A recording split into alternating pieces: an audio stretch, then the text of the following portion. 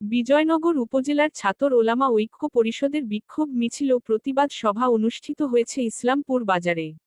৭ April ২০২৫ তারিখে Budhanti union ছাত্র ওলামা ঐক্য পরিষদ এবং সর্বস্তরের তৌহিদি জনতা এর উদ্যোগে ব্রাহ্মণবাড়িয়া জেলার বিজয়নগর উপজেলার বুধন্তি ইউনিয়নে ইসলামপুর বাজারে ইসরায়েলের বিরুদ্ধে প্রতিবাদ ও আলোচনা সভা অনুষ্ঠিত হয়।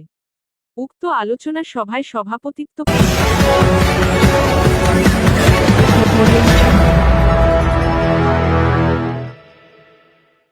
করেন বুধন্তি ইউনিয়ন ওলামা ঐক্য পরিষদের সভাপতি মাওলানা আইয়ুব খান আল আইয়ুবী। ঐক্য পরিষদের সাধারণ সম্পাদক মুফতি এমদাদুল্লাহ হাবিবি ও মাওলানা আল আমিন সাইফির যৌথ সঞ্চালনায় প্রধান অতিথি হিসাবে বক্তব্য রাখেন আলহাজ আমেনা বেগম দারুল কোরআন দাখিল মাদ্রাসার সুপারিনটেন্ডেন্ট মাওলানা মুখলেছুর রহমান। বিশেষ অতিথি হিসাবে বক্তব্য রাখেন ইসলামপুর দাখিল মাদ্রাসার ইবতেদায়ী প্রধান মাওলানা নুরুল ইসলাম।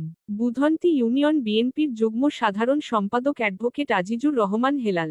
এছাড়া আরও বক্তব্য রাখেন প্রফেসর মনসুরুল হক আকিক, মাওলানা শহীদুল্লাহ, মাওলানা সাইফুল ইসলাম, হাফেজ মুজাহিদুল ইসলাম, কারি মুস্তাক আহমেদ, মাওলানা আলাউদ্দিন বিন কফিল, মাওলানা মোহসিন আহমেদ, কারি মাইনুদ্দিন, কারি মুজাহিদুল ইসলাম প্রমুখ।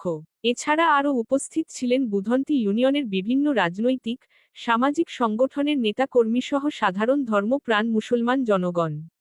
উক্ত আলোচনা সভায় বক্তাগণ গাজায় মুসলমানদের উপর নৃশংস হামলা ও হত্যাকাণ্ডের তীব্র নিন্দা ও প্রতিবাদ জানান এবং ইসরায়েলের সকল পণ্য বর্জন করার ঘোষণা করেন। আল্লাহ সকল মুসলমানদেরকে হেফাজত করুন। আপনাদের সকলকে আন্তরিকভাবে ধন্যবাদ জানাচ্ছি। সংগ্রামী উপস্থিতি, আমি বলতে চাই, এ মুসলমান, আমরা ক্ষোভে আমাদের ভুল করে মানবে আর কত রক্ত জড়াবে। একটু চিন্তা করে দেখুন, ফিলিস্তিন আমার পায়ের উপর রক্ত জড়াচ্ছে, আমার বোনরা রক্ত জড়াচ্ছে, ছোট ছোট শিশু বাচ্চারা রক্ত জড়াচ্ছে। একটু কি আর কবে ঘুম ভাঙবে আমাদের? আর কবে ঘুম ভাঙবে? আমরা ঘুম ভেঙে আমরা আমাদের ইমানি দায়িত্ব নিয়ে আমরা জিহাদের জন্য আমরা সকলে প্রস্তুত থাকার দরকার আছে কি নাই? আমরা সকলে, ও মুসলমান ভাইয়েরা, আমরা সকলে আমাদের মুসলমান ভাইদের পাশে দাঁড়াতে হবে। প্রয়োজনে আমাদের রক্ত দিয়ে হলো, আমাদের জীবন দিয়ে হলো, আমরা তাদের পাশে দাঁড়াইয়া আমরা আমাদের মুসলমানদের ভাইদের পাশে দাঁড়ানো দরকার আছে কি নাই? আমরা তো একদিন মরতে হবে, আমরা তো একদিন জীবন দিতে হবে। কিন্তু ইসলামের জন্য যদি আমরা জীবন দেই, আমরা যদি নবীর জন্য জীবন দেই, আমরা যদি আল্লাহর জন্য জীবন দেই, আমরা যদি কোরআনের জন্য জীবন দেই, আমরা যদি একজন মুসলমান ভাইয়ের জন্য জীবন দেই, এই জীবনটাই হবে আমাদের সফল জীবন। এই জীবনটাই হবে আমাদের সফল জীবন। আখিরাত জীবন হচ্ছে আমাদের আসল জীবন। আখিরাত জীবন যার সফল, সেই ব্যক্তি আসল সফল। যাই হোক, আমি আর লম্বা করতে চাই না।